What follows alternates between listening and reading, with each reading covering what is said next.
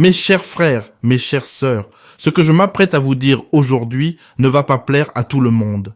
Mais ce n'est pas grave, parce que le rôle de celui qui parle au peuple, ce n'est pas de flatter, ce n'est pas d'endormir, ce n'est pas de caresser dans le sens du poil. Le rôle de celui qui parle au peuple, c'est de dire la vérité, même quand elle dérange, même quand elle fait mal. Je vous parle aujourd'hui avec une certaine amertume, oui, avec une douleur réelle, parce qu'il y a quelque chose que nous devons regarder en face, quelque chose que nous devons accepter, même si cela heurte notre vision du respect, de la tradition et de la hiérarchie sociale.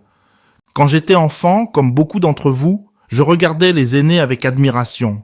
Je regardais les pères de famille comme des piliers, des guides, des repères. Je pensais que l'âge apportait la sagesse. Je pensais que vieillir signifiait comprendre, évoluer, apprendre, transmettre.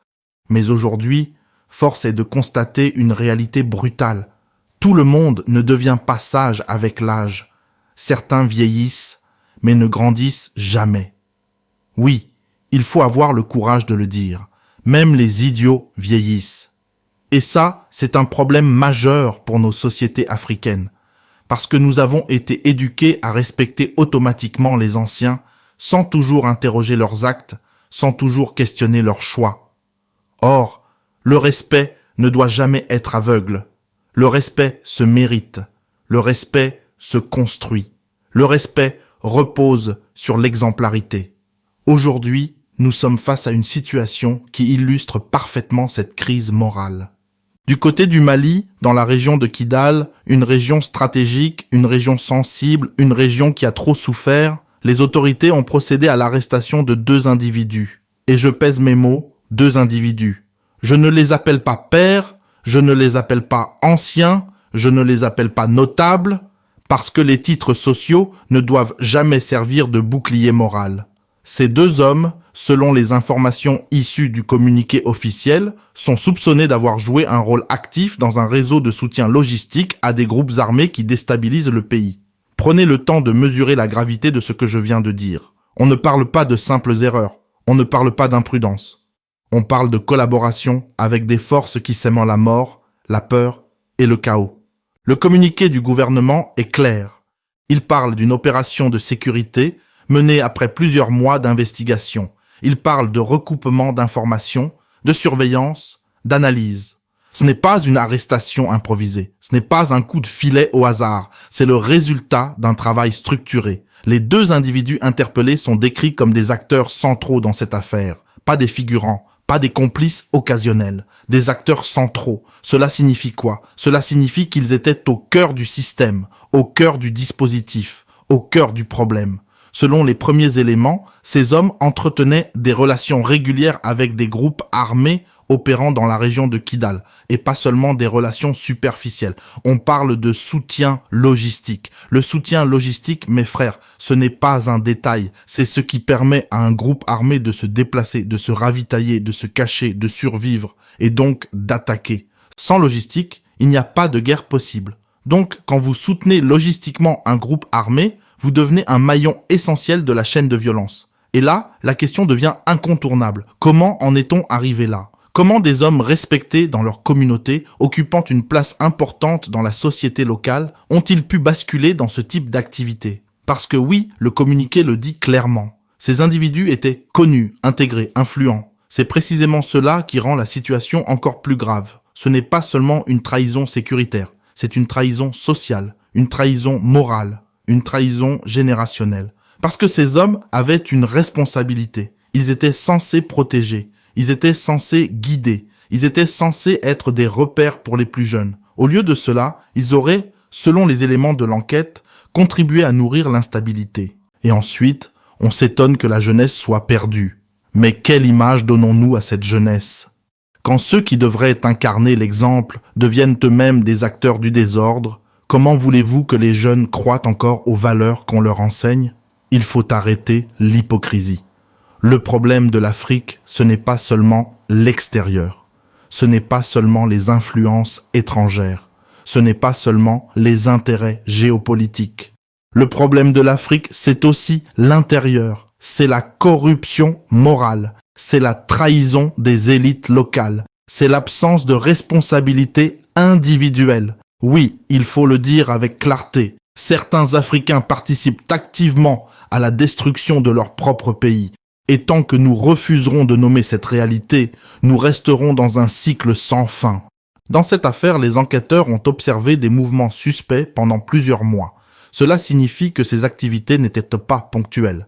Elles étaient installées, organisées, structurées. On parle aussi de saisie de matériel et de documents. Cela veut dire qu'il y a des preuves, des traces, des éléments concrets.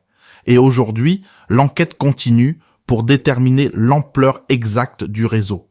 Parce que soyons lucides, dans ce genre d'affaires, il y a rarement seulement 2 personnes.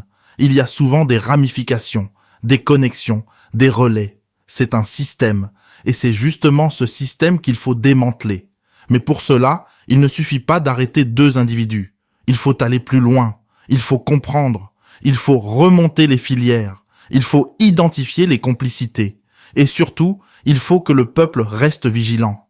Le gouvernement a appelé les citoyens à coopérer, à signaler tout comportement suspect. Et sur ce point, il y a une vérité importante. La sécurité d'un pays ne repose pas uniquement sur ses forces armées. Elle repose aussi sur la conscience de son peuple. Un peuple éveillé est une force redoutable. Un peuple endormi est une proie facile. Mais attention, la vigilance ne doit pas se transformer en paranoïa. Et la justice ne doit pas se transformer en vengeance. Le communiqué rappelle un principe fondamental, la présomption d'innocence. Et cela, il ne faut jamais l'oublier. Parce que si nous commençons à condamner sans preuve, à juger sans procès, alors nous détruisons nous-mêmes l'état de droit que nous prétendons défendre. Donc oui, ces individus sont accusés. Oui, les éléments semblent graves. Mais seule la justice déterminera leur responsabilité définitive. C'est ça, la maturité d'une nation. Savoir être ferme sans être injuste. Savoir être vigilant sans être arbitraire. Maintenant, revenons à l'essentiel. Cette affaire doit nous servir de leçon. Une leçon profonde. Une leçon collective. Nous devons revoir notre rapport à l'autorité.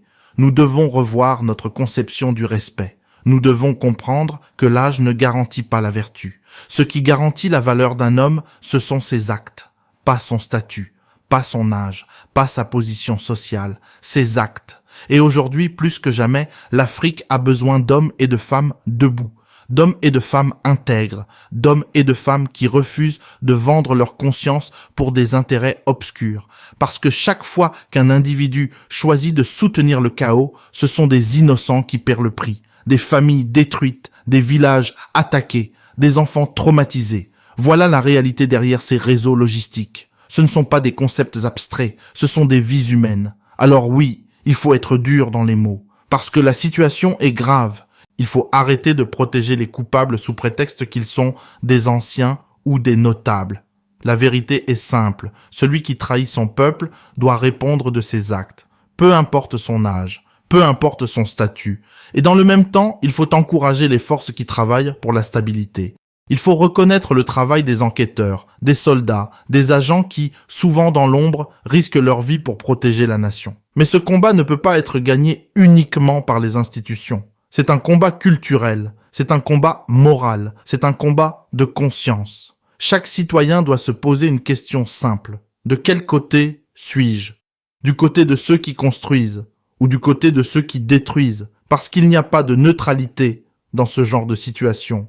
Le silence face au mal est une forme de complicité. Mes frères, mes sœurs, ce message n'est pas là pour diviser, il est là pour réveiller les consciences, réveiller les responsabilités, réveiller la dignité. L'Afrique ne pourra avancer que si elle affronte ses propres contradictions.